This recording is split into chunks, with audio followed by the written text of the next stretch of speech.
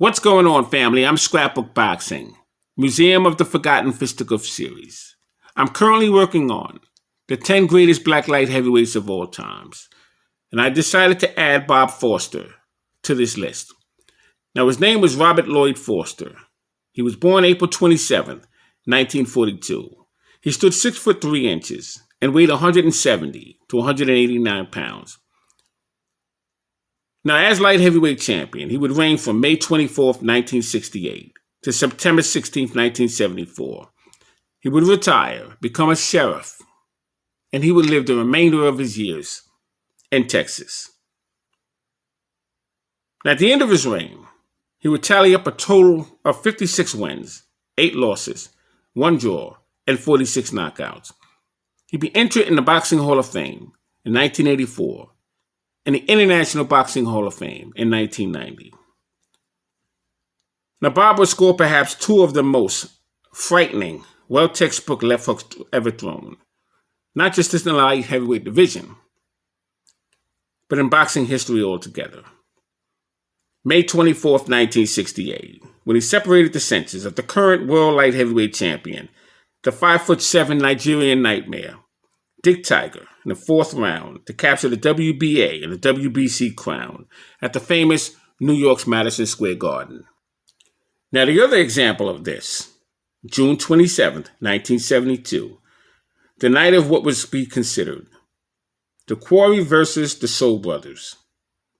Muhammad Ali would knock out Jerry Quarry in the main event. Bob Foster would knock out his younger brother, Mike Quarry, in 4 rounds with a picture-perfect weapon in Las Vegas, Nevada. Now, Bob would challenge the world heavyweight champion, Smokin' Joe Frazier, on the night of November 18th, 1970. The fight took place in Detroit, Michigan at the Cobo Arena, and he would be stopped himself in 2 rounds with the same potent weapon, the vicious left hook that would be thrown by Smokin' Joe Frazier. As for the WBC and the WBA World Heavyweight Championship title. On April 7th, 1972, Muhammad Ali would accept Bob Foster's challenge at an event because Bob Foster kept heckling Muhammad Ali. Muhammad Ali wanted to punish the 6'3" current world light heavyweight champion, Bob Foster, for getting a shot at Smokin' Joe Frazier's crown before he did November 18th, 1970. May 24th, 1968, challenger Bob Foster, 6-foot giant, weighed 173 pounds. Dick Tiger, who stood 5'7" inches, weighed 168 pounds. The fight would be taken in New York's Madison Square Garden. It would be Dick Tiger's 3rd title defense. The crowd of 11,547 spectators would pay $113,728 for this event. The referee was Mark Kahn, and Dick Tiger would earn $100,000. Bob Foster would earn $79,200. November 18th, 1970, the challenger Bob Foster, who weighed 188 pounds, he stood 6 foot. Joe Frazier weighed 209 pounds. The fight was at the Cobo Arena, Detroit, Michigan. Frazier's 1st title defense for the WBA and WBC Heavyweight Championship crown. He was a 5-1 favorite to knock out Bob Foster in front of 5,500 spectators. They paid $3,800 for $10 seats.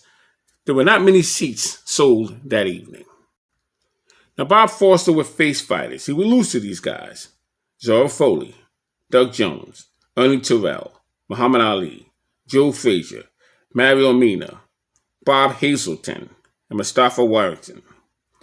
But he would defeat Ray Anderson, Eddie Cotton, Andy Kendall, Mike Quarry, Dick Tiger, Henry Hank, Pierre Forey, Brian Kelly. Let's take a look at Bob Foster, Dick Tiger, and see the example of the left hook that I had mentioned to you.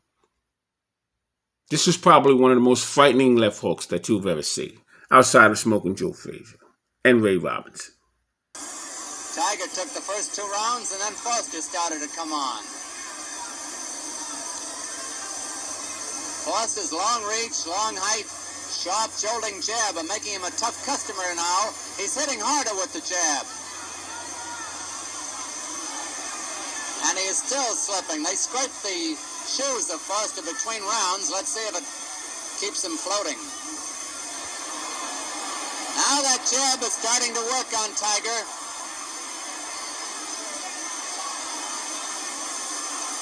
There is this possibility.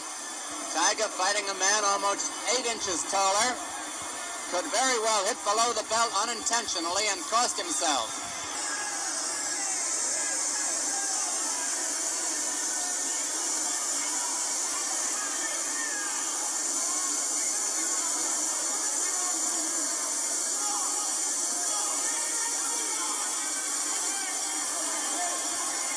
About half the round is gone. Both men are perspiring so freely, they're making the ring surface very wet, and consequently both are starting to slip now.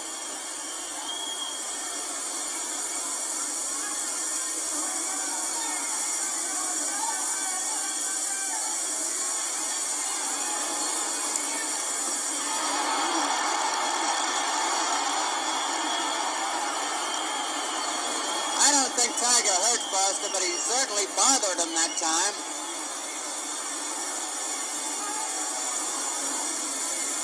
A minute to go in the round.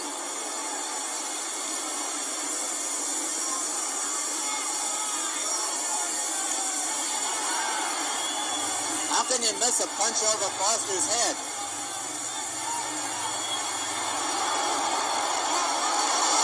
Tiger is down! Tiger down! 6, 7, 8, 9. He's not going to make it! Bob Foster is the new light heavyweight champion of the world.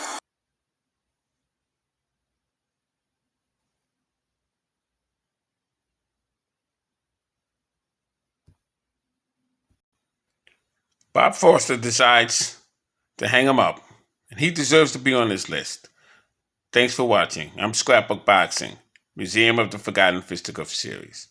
All great fights and all great fighters will never be forgotten on my shop. Take a look at this left hook, my God. Peace.